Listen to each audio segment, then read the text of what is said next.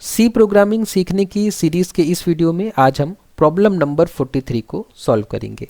तो आज के इस वीडियो के लिए हमारे पास प्रॉब्लम है कि हमें एक सी प्रोग्राम लिखना है जो यूज़र द्वारा दिए गए दो इंटीजर्स को कंपेयर करके हमें आउटपुट में बता सके कि दोनों इंटीजर्स का साइन डिफरेंट है या फिर सेम है। तो इस काम को करने के लिए हमें यूज़ करना है बिटवाइज एक्सऑर ऑपरेटर का। मतलब बिटवाइज एक्सऑर ऑपरेटर का यूज़ करके हमें दो इंटीजर्स को कंपेयर करना है कि उनका साइन सेम है या डिफरेंट है। तो इस काम को करने के लिए सबसे पहले हम समझ लेते हैं कि बिटवाइज एक्सऑर ऑपरेटर किस तरीके से काम करता है। तो ये है बिटवाइज एक्सऑर ऑपरेटर का ट्रूथ टेबल। इस ट्रूथ टेबल में ए और बी जो है इनपुट है और यहाँ पे लास्ट कॉलम में उनका एक्सऑर करके जो आउटपुट मिलेगा वो लिखा गया है। तो जैसा कि हम ट्रूथ टेबल में देख पा रहे हैं कि जब भी इनपुट सेम होता है, यहाँ पे ए और बी की वैल्यू सेम जब भी होती है 0 0 और यहाँ पे 1 1, जब भी ए और बी की वैल्यू सेम होती है तो आउटपुट में 0 मिलता है, और जब भी ए और बी की जो वैल्यू है वो डिफरेंट होती है, अलग होती है, तो हमें आउटपुट में 1 मिलता है। ठीक है, तो ये है हमारा बिटवाइज एक्सऑर ऑपरेटर का ट्रूथ टेबल। ये हम यूज़ करेंगे जब हम लॉजिक को समझेंगे। लेकिन उसके पहले हम समझ लेते हैं कि हम बाइनरी रिप्रेजेंटेशन में, किसी नंबर के बाइनरी रिप्रेजेंटेशन में किस तरीके से समझते हैं कि कोई नंबर पॉजिटिव है या निगेटिव है। जैसे कि जब हम डेसिमल नंबर सिस्टम यूज़ करते हैं तो हम जानते हैं कि पॉजिटिव नंबर को हम बिना साइन के या प्लस साइन के साथ में लिख सकते हैं, और नेगेटिव नंबर को लिखने के लिए हम नंबर के पहले एक माइनस साइन लगा देते हैं। तो हम जानते हैं कि डेसिमल नंबर सिस्टम में हम पॉजिटिव और नेगेटिव नंबर कैसे लिखते हैं। लेकिन इस प्रॉब्लम के लॉजिक को समझने से पहले हम समझ लेते हैं कि किसी निगेटिव नंबर को हम बाइनरी में किस तरीके से रिप्रेजेंट कर सकते हैं। उसके बाद हम समझेंगे इस प्रॉब्लम को सॉल्व करने के लॉजिक के बारे में। निगेटिव नंबर को बाइनरी में रिप्रेजेंट करने के लिए हमें पहले पॉजिटिव नंबर को बाइनरी में रिप्रेजेंट करना आना चाहिए। जैसे एग्जांपल के लिए हमारे पास एक नंबर है 5, तो पहले हमें 5 को बाइनरी में रिप्रेजेंट करना आना चाहिए। तो अगर हमें 5 को बाइनरी में लिखना हो तो हमें क्या करना पड़ेगा, 5 को 2 से डिवाइड करना पड़ेगा। तो 2 टाइम्स में जाएगा, 2 2 ज़ा 4 होता है, रिमाइंडर क्या बचेगा, 1 बचेगा। फिर हम 2 से डिवाइड करेंगे, 2 से डिवाइड करने के बाद 1 टाइम्स में जाएगा और रिमाइंडर क्या बचेगा, 0 बचेगा। इसके बाद एक बार हम और डिवाइड कर सकते हैं, 0 टाइम्स में जाएगा और रिमाइंडर 1 बचेगा। ठीक है, कुछ नहीं, हमने डिवीज़न किया है और जो क्वोशंट आएगा उसको हमने यहाँ लिखा है, रिमाइंडर को हमने यहाँ पे लिखा है। अब हम नीचे से ऊपर लिखना शुरू करेंगे। तो ये हमें मिल गया 5 का बाइनरी रिप्रेजेंटेशन 1 0 1। ठीक है, ये हुआ 5। अब हमारा जो क्वेश्चन है वो ये है कि हम -5 को बाइनरी में किस तरीके से लिखेंगे। तो -5 को बाइनरी में लिखने के लिए हमें क्या करना पड़ेगा, इस बाइनरी रिप्रेजेंटेशन का 2's कॉम्प्लीमेंट लेना पड़ेगा। ठीक है, मैं इसको करके दिखाता हूँ आपको। जैसे देखिए, हमने 5 को लिखा 3 बिट में। ठीक है, तो इसे हमें पहले कम से कम 8 बिट रिप्रेजेंटेशन में बदलना पड़ेगा। इसको हमें कम से कम 8 बिट में लिखना पड़ेगा। ठीक है, ये ज़रूरी है। तो हमने क्या कर दिया, शुरू में 0 अपेंड कर दिए इसको 8 बिट बनाने के लिए। ठीक है, ये पहले भी 5 था, अभी भी 5 है। ठीक है, अगर हम शुरू में 0 अपेंड करते हैं तो उससे इसकी वैल्यू में कोई बदलाव नहीं आएगा। अब हमें -5 लिखना है, तो -5 लिखने के लिए हमें इस बाइनरी रिप्रेजेंटेशन का 2's कॉम्प्लीमेंट लेना पड़ेगा। हमें क्या करना पड़ेगा, इसका 2's कॉम्प्लीमेंट करना पड़ेगा, 2's कॉम्प्लीमेंट करना पड़ेगा इस बाइनरी रिप्रेजेंटेशन का। तो 2's कॉम्प्लीमेंट करने के लिए हमें क्या करना पड़ेगा, हमारे पास शॉर्टकट है 2's कॉम्प्लीमेंट निकालने के लिए। उसमें हमें क्या करना होता है कि सबसे पहले हम LSB से शुरुआत करेंगे, LSB से। ठीक है, LSB मतलब लीस्ट सिग्निफिकेंट बिट से शुरुआत करेंगे। हम सबसे पहले यहाँ से लिखना शुरू करेंगे, यहाँ से लेफ्ट से हम राइट जो है ट्रेवर्स करेंगे, और जैसे ही हमें 1 मिलेगा, ठीक है, जो कि हमें शुरुआत में मिल गया, तो 1 को लिखने के बाद इसके बाद की सारी बिट को हम इन्वर्ट करना शुरू कर देंगे। अगर 1 के पहले 0 होता तो 0 को हम वैसे लिखते जाते जब तक हमें पहला 1 ना मिल जाता। हमें पहला 1 मिला तो हमने पहला 1 लिखा और उसके बाद में सारी बिट को हम इन्वर्ट कर देंगे। ठीक है, तो अब 1 के बाद क्या है, 0 है, तो 0 का हो जाएगा 1, उसके बाद 1 है तो 1 का हो जाएगा 0, उसके बाद में 0 है तो इसका हो जाएगा 1, और फिर यहाँ पे 4 0 है तो 4 1 आ जाएंगे। ठीक है, तो ये हुआ हमारा -5, ये हमने लिख दिया -5। ठीक है। तो कंप्यूटर जो है निगेटिव नंबर्स को कुछ इस तरीके से टूस कॉम्प्लीमेंट के फॉर्म में स्टोर करता है। ठीक है, तो ये हो गया -5। -5 को फिर से हमें 5 बनाना होगा, तो हम क्या करेंगे, हम फिर से इसका टूस कॉम्प्लीमेंट ले लेंगे, तो ये 5 बन जाएगा। ठीक है, ये -5 है। अगर हम इसका फिर से टूस कॉम्प्लीमेंट लेते हैं, फिर से मैं क्या करूं, इसका टूस कॉम्प्लीमेंट लूं, तो ये क्या बन जाएगा, फिर से +5 बन जाएगा। ठीक है, करके दिखाता हूं मैं आपको। देखिए टूस कॉम्प्लीमेंट क्या होता है, हमें राइट से लेफ्ट में ट्रेवर्स करना है, और राइट से लेफ्ट में ट्रेवर्स करने में जब हमें पहला 1 मिल जाएगा, उसके बाद की सारी बिट को हमें क्या कर देना है, इन्वर्ट कर देना है। तो हमें पहला 1 मिल गया, तो अब मैं यहाँ से क्या करूँगा, सारी बिट को इन्वर्ट कर दूंगा। तो इसके बाद 1 है तो 1 का 0, उसके बाद 0 है 0 का 1, उसके बाद 1 है 1 का 0, और ये 4 1 है तो 4 0। ये देखिए ये फिर से क्या आ गया, ये आ गया 5। ठीक है, 5। तो जब हमारे कंप्यूटर को नेगेटिव नंबर स्टोर करना होता है, तो वो क्या करता है कि उसके पॉजिटिव नंबर का टूस कॉम्प्लीमेंट लेता है और उसको स्टोर कर लेता है। यही हमारा नेगेटिव नंबर है। आप देख भी सकते हैं कि जैसे कि हमने यहाँ शुरू में देखा था कि जो पॉजिटिव वैल्यू होती है उसका MSB 0 होता है। तो यहाँ पे हम देख सकते हैं कि ये +5 है, इसका MSB जो है देखिए 0 है। ठीक है, और जो निगेटिव नंबर होता है उसका MSB क्या होता है, 1 होता है। तो यहाँ हम देख सकते हैं कि -5 है, इसका MSB, ये MSB मतलब मोस्ट सिग्निफिकेंट बिट, ये क्या है, 1 है। ठीक है, तो नेगेटिव नंबर का MSB 1 और पॉजिटिव नंबर का MSB 0 होता है। तो इस तरीके से हम बाइनरी में नेगेटिव और पॉजिटिव नंबर को लिख सकते हैं। इसी तरीके से एग्जांपल में दूसरा जो इंटीजर हमने लिया है वो 10 है। 10 को हम इस तरीके से रिप्रेजेंट करते हैं 8 बिट रिप्रेजेंटेशन में, और इसका जो MSB है वो 0 है। यहाँ पे हम देख सकते हैं ये MSB है इसका, ये MSB 0 है तो इसलिए नंबर पॉजिटिव है। जब हम इसका टूस कॉम्प्लीमेंट लेंगे तो हमें ये नंबर मिलेगा, और इस नंबर का MSB जो है 1 है, इसका मतलब ये नंबर क्या है, निगेटिव है। ठीक है, तो ये दोनों कॉन्सेप्ट का यूज करके XOR का ट्रूथ टेबल और उसके बाद में ये साइंड नंबर को बाइनरी में हम कैसे रिप्रेजेंट करते हैं, इन दोनों कॉन्सेप्ट को यूज करके अब हम समझ सकते हैं उस लॉजिक को जो आज की इस प्रॉब्लम को सॉल्व करने में हमें हेल्प करेगा। तो इस टेबल में हमारे पास 2 वेरिएबल्स दिए हुए हैं, A और B नाम के। ठीक है, तो हमने ये 4 केसेस लिए हैं, एक एक करके हम चारों केसेस को समझते हैं। ठीक है, तो सबसे पहले A की वैल्यू है 5 और B की वैल्यू है 3, मतलब यूज़र ने हमें 2 नंबर दिए। ठीक है, यूज़र ने हमें 2 नंबर दिए। यूज़र ने हमें पहला नंबर दिया 5 और दूसरा नंबर दिया हमें -3। अब हमारे कंप्यूटर को पता करना है कि दोनों जो इंटीजर्स हैं इनके साइन डिफरेंट है कि सेम है। हमें तो दिख रहा है कि दोनों के साइन डिफरेंट है, लेकिन कंप्यूटर कैसे पता करेगा कि दोनों इंटीजर्स के साइन डिफरेंट हैं। तो इसके लिए हमारा कंप्यूटर क्या करेगा, सबसे पहले 5 को रिप्रेजेंट करेगा बाइनरी में। तो बाइनरी में 5 होता है 101। 8 बिट रिप्रेजेंटेशन अगर हम लिखेंगे तो इसको हम शुरू में 0 अपेंड कर देंगे। ठीक है, जैसे कि यहाँ पे ये लिखा हुआ है। ठीक है, 5 का बाइनरी रिप्रेजेंटेशन। उसके बाद में -3 को हमें बाइनरी में रिप्रेजेंट करना है। तो -3 को बाइनरी में रिप्रेजेंट करने के लिए हमें पता है कि पहले हमें +3 को बाइनरी में लिखना पड़ेगा। तो +3 को हम कैसे लिखते हैं, +3 को हम लिखते हैं ऐसे 1 1। ठीक है, ये हो गया +3 हमारा, या 3। ठीक है, चाहे आप +3 बोल लीजिए चाहे 3 बोल लीजिए। अब हमें -3 लिखना है, तो -3 लिखने के लिए हमें क्या करना पड़ेगा, इसका टूस कॉम्प्लीमेंट लेना पड़ेगा। तो टूस कॉम्प्लीमेंट का लॉजिक हमने समझा था कि जो सबसे पहला 1 मिले उसको एज इट इज लिख दो, उसके बाद के सारे बिट्स को इन्वर्ट कर दो। तो 1 का 0 हो जाएगा, और ये 0 का 1 1 1 1 1 1। तो ये हो गया -3। ठीक है, यहाँ पे लिखा हुआ देखिए 4 1, उसके बाद 2 1 और 0 1। तो 4 1, उसके बाद 2 1 और 0 1। ठीक है, तो हमने A को रिप्रेजेंट कर दिया और B को रिप्रेजेंट कर दिया। ठीक है, तो B मैं यहाँ लिख देता हूँ इसके नीचे 1 1 1 1, और उसके बाद में 1 1 0 1। अब इसके बाद क्या करना है, हमें इन दोनों का XOR करना है, इन दोनों का बिट वाइज XOR करना है। तो 5 बिट वाइज XOR -3। ठीक है, तो जब मैं बिट वाइज XOR करूँगा तो हमने ट्रूथ टेबल में देखा था, हमने देखा था कि जब दोनों बिट्स डिफरेंट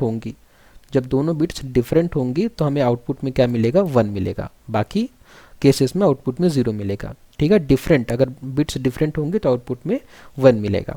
तो यहाँ पे दोनों बिट्स सेम है। सबसे पहली जो LSB है ये दोनों सेम है, तो सेम है तो 0 मिलेगा, सेम है तो 0 मिलेगा, सेम है तो 0 मिलेगा, डिफरेंट है तो 1 मिलेगा। ठीक है, डिफरेंट है तो 1 मिलेगा, डिफरेंट है तो 1 मिलेगा, डिफरेंट है तो 1 मिलेगा, डिफरेंट है तो 1 मिलेगा। ठीक है, ये हमें आउटपुट मिल गया किसका, ए एक्स और बी का हमें परिणाम मिल गया। ठीक है, ये परिणाम मिल गया हमें ए एक्स और बी का। अब हम यहाँ पे देख पा रहे हैं कि जो हमें नया नंबर मिला है, ये जो नया नंबर हमें मिला है, ये नए नंबर का जो एमएसबी है वो 1 है। ठीक है, इस नए नंबर का एमएसबी क्या है, 1 है। एमएसबी 1 है मतलब कि जो नया नंबर है ये क्या है, निगेटिव है। अभी हमने समझा था कि अगर कोई बाइनरी हमारे पास नंबर है और उसका एमएसबी अगर 1 है तो उसका मतलब क्या हुआ, वो नंबर क्या है, निगेटिव है।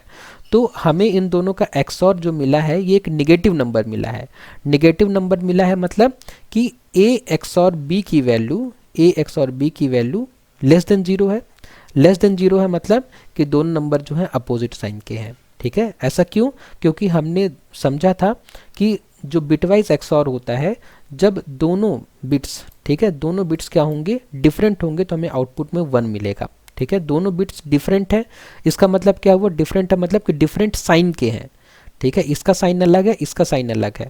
ठीक है, तो अगर हमें आउटपुट में 1 मिल रहा है इसका मतलब वो नंबर क्या है, निगेटिव है, जैसे कि हम यहाँ पे देख पा रहे हैं। ठीक है, ये नंबर निगेटिव हमें कैसे पता चल रहा है, ये नंबर निगेटिव है हमें पता चल रहा है इसकी एमएसबी से।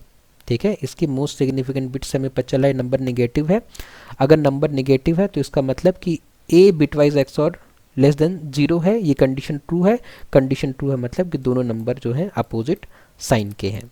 ठीक है, और हमें दिख भी रहा है यहाँ पे, हम यहाँ देख रहे हैं कि जो +5 है उसका एमएसबी 0 है और जो -3 है उसका एमएसबी 1 है। हमें दिख भी रहा है कि दोनों नंबर का साइन क्या है, डिफरेंट है।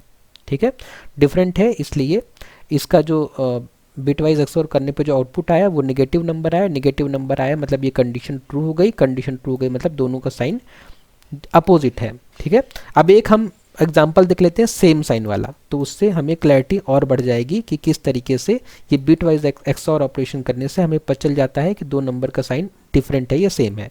तो इसके लिए -7 और -2 इन दोनों के एग्जाम्पल हम कर लेते हैं एक बार। तो इसको समझने के लिए हम मान लेते हैं कि यूज़र ने हमें दो नंबर इनपुट कराएं। पहला नंबर है -7 और दूसरा नंबर है -2। तो इन दोनों को पहले हम बाइनरी में लिख लेते हैं। तो बाइनरी में जो 7 होता है वो 1 1 1 होता है। ओके, तो -7 लिखने के लिए हमें क्या करना पड़ेगा, इस 7 का 2's कॉम्प्लीमेंट लेना पड़ेगा। तो इसका 2's कॉम्प्लीमेंट क्या आ जाएगा, इसका 2's कॉम्प्लीमेंट आ जाएगा 1 फिर 0 फिर 0 फिर 1 1 1 1 1। ठीक है, ये हुआ 2's कॉम्प्लीमेंट -7 का। ठीक है, आई होप कि आपको 2's कॉम्प्लीमेंट कैसे निकालते हैं ये समझ में आ रहा होगा। अगर कोई डाउट है तो प्लीज़ मुझे कमेंट बॉक्स में बताइए, या तो फिर से आप वीडियो पीछे करके देख सकते हैं कि ठीक है मैंने समझाया है कि कैसे करते हैं। फिर हमें क्या करना है, -2 का बाइनरी रिप्रेजेंटेशन लिखना है। तो 2 को हम लिखते हैं कुछ इस तरीके से 1 0, शुरू में मैंने 0 अपेंड कर दिए 8 बिट बनाने के लिए, और उसके बाद में -2 लिखने के लिए इसका 2's कॉम्प्लीमेंट लूँगा। 2's कॉम्प्लीमेंट लेने के लिए हमें 0 मिला तो हम उसको वैसे लिख देंगे, हमें पहला 1 मिला तो हम उसको वैसे लिख देंगे। अब 1 मिलने के बाद जितनी बिट्स हैं उन सबको इन्वर्ट कर देंगे, तो 1 1 1 1 1 1। ठीक है, ये हो गया। तो ये हो गया, -2 को हम बाइनरी में इस तरीके से लिख सकते हैं। अब देखिए ये हो गया हमारा 111 अब हमें क्या करना है, -7 XOR -2 करना है। अभी हम देख पा रहे हैं कि दोनों का साइन क्या है, सेम है। ठीक है, सेम साइन है, इसका मतलब कि MSB में 0 आना चाहिए। तो देख लेते हैं, इनको हम सॉल्व करेंगे तो 1 0 का 1 0 1 का 1 0 1 का 1 1 1 का 0 1 1 का 0 1 1 का 0 1 1 का 0 1 1 का 0। ठीक है, तो जो नया नंबर मिला ये एक नंबर है जो कि पॉजिटिव है। क्यों हमें कैसे पता चला ये नंबर पॉजिटिव है, क्योंकि इसका जो MSB है, MSB जो है वो क्या है, 0 है। और 0 मतलब कि नंबर जो है पॉजिटिव है। इसका मतलब कि A XOR B less than 0 वाली कंडीशन गलत हो जाएगी। देखिए यहाँ पे ये कंडीशन क्या हो जाएगी, फॉल्स हो जाएगी। देखिए जब दोनों नंबर का साइन डिफरेंट था तो ये कंडीशन ट्रू हो रही थी। A XOR B less than 0 वाली कंडीशन क्या हो रही थी, ट्रू हो रही थी यहाँ पे। ठीक है, और जब दोनों नंबर का साइन सेम होगा तो ये कंडीशन क्या हो जाएगी, फॉल्स हो जाएगी। क्यों फॉल्स क्यों हो जा रही है, क्योंकि दोनों नंबर का साइन सेम है। साइन सेम है तो यहाँ पे MSB में 0 मिल जाएगा। MSB में 0 मिल गया मतलब कि A XOR B करने से जो नया नंबर मिला ये एक पॉजिटिव नंबर है। ठीक है, ये एक पॉजिटिव नंबर, इसलिए कंडीशन गलत। कंडीशन गलत मतलब कि दोनों नंबर का साइन जो है वो सेम है। ठीक है। तो इसी तरीके से जब हम इन दोनों का भी बिटवाइज एक्सऑर करेंगे तो हमें जो ए एक्सऑर बी का जो परिणाम होगा उसमें जो एमएसबी है वो 0 है, मतलब ये नंबर पॉजिटिव है। नंबर पॉजिटिव मतलब ये कंडीशन गलत है, कंडीशन गलत है मतलब कि दोनों नंबर का साइन सेम है। इसी तरीके से इस एग्जांपल में जब दोनों नंबर का साइन डिफरेंट है तो जब हम इन दोनों बाइनरी रिप्रेजेंटेशन का बिटवाइज एक्सऑर करेंगे तो हमें जो नया नंबर मिलेगा उसका साइन, उसका जो एमएसबी होगा वो 1 होगा। 1 मतलब ये नंबर निगेटिव है, निगेटिव मतलब कंडीशन ट्रू है, कंडीशन ट्रू मतलब कि the numbers have opposite sign. तो ये वो पैटर्न है जो हमने रिकॉग्नाइज किया। हमने समझा कि अगर दोनों नंबर का साइन अपोजिट है तो उसका जो बिटवाइज एक्सऑर होगा उसका एमएसबी में 1 आएगा। 1 मतलब नंबर निगेटिव है, निगेटिव है मतलब कि ये कंडीशन ट्रू हो जाएगी। ये कंडीशन ट्रू मतलब कि दोनों नंबर का साइन अपोजिट है, ठीक है। और जब ये कंडीशन, जब हम इन दोनों का बिटवाइज एक्सऑर करेंगे सेम साइन वाले नंबर का तो एमएसबी 0 आएगी, मतलब जो हमें आउटपुट मिला, जो बिटवाइज एक्सऑर मिला, ये नंबर पॉजिटिव है। पॉजिटिव मतलब ये कंडीशन गलत है, कंडीशन गलत है मतलब दोनों नंबर का साइन सेम है, ठीक है। तो इस तरीके से हम बिटवाइज एक्सऑर का यूज़ करके पता लगा सकते हैं कि दो नंबर जो यूज़र ने एंटर कराए हैं उनका साइन डिफरेंट है या फिर सेम है। तो चलिए अब हम क्या करते हैं, इस लॉजिक का यूज़ करते हैं आज की इस प्रॉब्लम को सॉल्व करने के लिए। तो मैं अपना वीएस कोड ओपन करता हूं और आज की इस प्रॉब्लम को सॉल्व करने के लिए सी में प्रोग्राम लिखता हूं। तो मैंने अपना वीएस कोड ओपन कर लिया है और अपने वीएस कोड में वो कोड लिख लिया है जो हमारी आज की इस प्रॉब्लम को सॉल्व करेगा। तो इस कोड को समझने से पहले एक बार मैं प्रोग्राम रन करके आपको दिखा देता हूं कि ये प्रोग्राम किस तरीके से हमें आउटपुट में रिजल्ट दे रहा है। तो जैसे ही मैंने प्रोग्राम को रन किया तो रन करने पे हमें मैसेज दिखा कि एंटर 2 इंटीजर्स। तो मैं वही इंटीजर्स ले लेता हूँ जो हमने अभी एग्जाम्पल में समझा था। पहला इंटीजर क्या था, 5 और -3। तो 5, पहला इंटीजर 5 और दूसरा इंटीजर -3, ठीक है। दोनों का साइन डिफरेंट है तो हमें आउटपुट में मिलना चाहिए कि the number have opposite sign, ठीक है। उसके बाद में दोबारा मैं प्रोग्राम रन करता हूँ। उसके बाद में इनपुट वही देता हूँ जो हमने समझा था, -7 और -2। तो -7 और -2 इन दोनों का साइन क्या है, सेम है। तो हमें आंसर मिलना चाहिए the number, both numbers have same sign, ठीक है। उसके बाद एक और एग्जांपल देख लेते हैं, 10 और 20 वाला। तो अगर इनपुट में हम देते हैं 10 और 20, 10 और 20, तो दोनों का साइन सेम है तो आउटपुट क्या मिलना चाहिए, both number have same sign. तो इस तरीके से ये हमारा प्रोग्राम जो है डिटरमाइन कर पा रहा है कि यूज़र द्वारा दिए गए दोनों नंबर्स का साइन सेम है या फिर डिफरेंट है। तो चलिए अब हम इस कोड को डिटेल में समझते हैं और देखते हैं कि ये कोड हमारा किस तरीके से हमें सही आउटपुट दे रहा है। तो इस कोड में सबसे पहले क्या हुआ है, सबसे पहले इंक्लूड किया है हमने stdio.h को, ठीक है, जो कि हेडर फाइल है और जिसका फुल फॉर्म होता है standard input output dot h, मतलब हेडर फाइल। तो इस हेडर फाइल में हमारा प्रिंटफ और स्कैनफ का डिक्लेरेशन मौजूद होता है, इसलिए हमें इस फाइल को सी लैंग्वेज में इंक्लूड करने की ज़रूरत हमेशा पड़ती है। उसके बाद में मेन फंक्शन के अंदर हमने 2 वेरिएबल्स डिक्लेयर किए हैं, a और b नाम के, जिसमें हम यूज़र द्वारा दी गई दोनों वैल्यूज़ को स्टोर करेंगे। उसके बाद में हमने यूज़र को मैसेज दिखाया है कि एंटर 2 इंटीजर्स, जिसको देख के यूज़र जो है 2 इंटीजर्स एंटर कराएगा। और यूज़र जो इंटीजर एंटर करा पा रहा है उसका रीज़न ये है कि हमने स्कैनफ फंक्शन यहाँ पे लिखा हुआ है। स्कैनफ फंक्शन हमारी स्क्रीन को होल्ड करके रखेगा जब तक यूज़र 2 इंटीजर्स हमें इनपुट करके नहीं दे देगा। उसके बाद में पहले इंटीजर को हम a नाम के वेरिएबल में, दूसरे इंटीजर को b नाम के वेरिएबल में स्टोर करेंगे। उसके बाद में हमारे प्रोग्राम की वो लाइन आती है जो सारा काम कर रही है, मतलब जो डिटरमाइन कर रही है कि दोनों नंबर्स का साइन डिफरेंट है या फिर सेम है।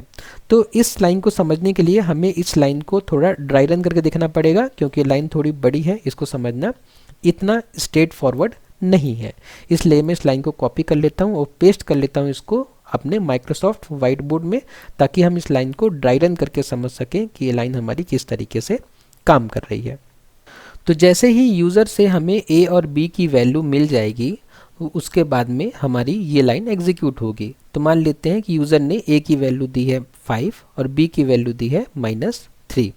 अब जैसे ही हमें a और b की वैल्यू यूज़र से मिल गई तो उसके बाद में हमारे प्रोग्राम में अब ये लाइन एग्जीक्यूट होगी, स्कैनफ के बाद में ये लाइन एग्जीक्यूट होगी।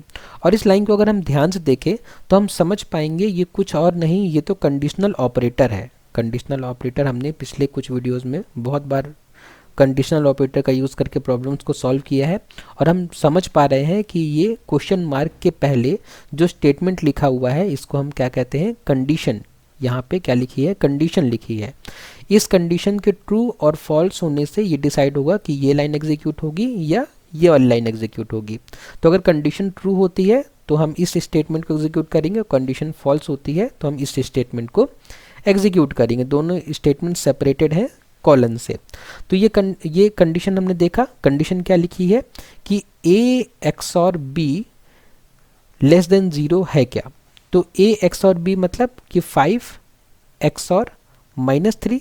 तो इसका रिजल्ट तो हमने देखा था, हमने सॉल्व किया था ना थोड़ी देर पहले ही। हमने देखा था कि 5 और -3 का जब हम XOR करेंगे, बिटवाइज XOR करेंगे, तो हमें जो नंबर मिलेगा वो नेगेटिव नंबर होगा। हमें क्या मिलेगा, एक नेगेटिव नंबर मिलेगा। मतलब कि इन दोनों का जो XOR आएगा वो एक नेगेटिव नंबर आएगा। और हमें चेक करना है कि दोनों का XOR जो है वो लेस देन 0 है क्या। तो नेगेटिव नंबर तो लेस देन 0 होता ही है, तो इसका मतलब क्या हुआ, ये कंडीशन जो है ट्रू है। ठीक है, क्योंकि इन दोनों का बिटवाइज XOR का जो आउटपुट आएगा वो नेगेटिव नंबर आएगा। और नेगेटिव नंबर, ये कंडीशन क्या लिखी है कि नेगेटिव नंबर ये a XOR b less than 0 है क्या। तो नेगेटिव नंबर 0 है क्या, लेस देन 0 है क्या। तो नेगेटिव नंबर तो 0 से छोटा ही होता है, तो मतलब ये कंडीशन क्या है, ट्रू है। कंडीशन ट्रू है मतलब कि हमें ये वाला स्टेटमेंट एग्जीक्यूट करना है। कौन सा, कि प्रिंट कर देना है कि the numbers have opposite signs. तो हमें आउटपुट में वही मिला था जब हमने 5 और -3 इनपुट कराया था। यहाँ पे 5 और -3 हमने इनपुट कराया था ना, कहाँ पे कराया था, ये 5 और -3 जब हमने इनपुट कराया था तो हमें आउटपुट में क्या मिला था, the numbers have opposite signs. उसी तरीके से अगर हम इनपुट में, जो यूज़र है इनपुट में -7 और -2 इनपुट कराता, ठीक है, जब दोनों का साइन जो है सेम है, तो ये कंडीशन क्या हो जाती, ये कंडीशन फॉल्स हो जाती। क्योंकि हमने देखा था कि -7 और -2 का जब हम बिटवाइज XOR करेंगे, -7 और -2 का जब हम बिटवाइज XOR करेंगे तो हमें एक पॉजिटिव नंबर आउटपुट में मिलेगा। क्या मिलेगा, पॉजिटिव नंबर आउटपुट में मिलेगा। और हमें पता है कि अगर ये जो पॉजिटिव नंबर है इसको हम लेस देन 0 से कंपेयर करते हैं तो हमें रिजल्ट जो है फॉल्स मिलेगा। क्योंकि कंडीशन लिखी हुई है कि एक पॉजिटिव नंबर जो है वो लेस देन 0 है, तो पॉजिटिव नंबर तो लेस देन 0 होता ही नहीं है, मतलब ये कंडीशन क्या हो गई, फॉल्स हो गई। कंडीशन फॉल्स हो गई मतलब अब हमें क्या करना है, इस वाले स्टेटमेंट को एग्जीक्यूट करना है। तो ये स्टेटमेंट क्या है कि हमें प्रिंट करा देना है both numbers have the same sign. ठीक है, और हमें दिख भी रहा है कि दोनों नंबर का साइन सेम है। तो यहाँ पे जब हमने -7 और -2 आउटपुट में, इनपुट में दिया था, तो हमें आउटपुट क्या मिला था, both numbers have the same sign. तो इस तरीके से ये हमारा प्रोग्राम डिटरमाइन कर रहा है कि दो नंबर्स का, दो इंटीजर्स का साइन सेम है या डिफरेंट है।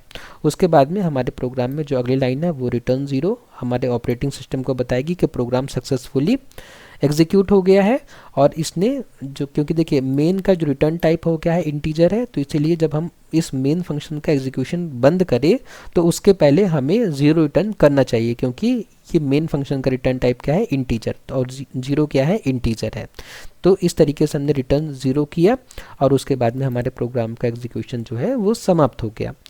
तो इस तरीके से हम आज की इस प्रॉब्लम को सॉल्व कर सकते हैं। अगर इस प्रॉब्लम में या इस वीडियो में आपको कोई डाउट है तो प्लीज़ मुझे कमेंट बॉक्स में बताइए। नेक्स्ट वीडियो में जब हम मिलेंगे तो हम इसी तरीके की एक और इंटरेस्टिंग प्रॉब्लम को सॉल्व करेंगे। वीडियो को लास्ट तक देखने के लिए धन्यवाद।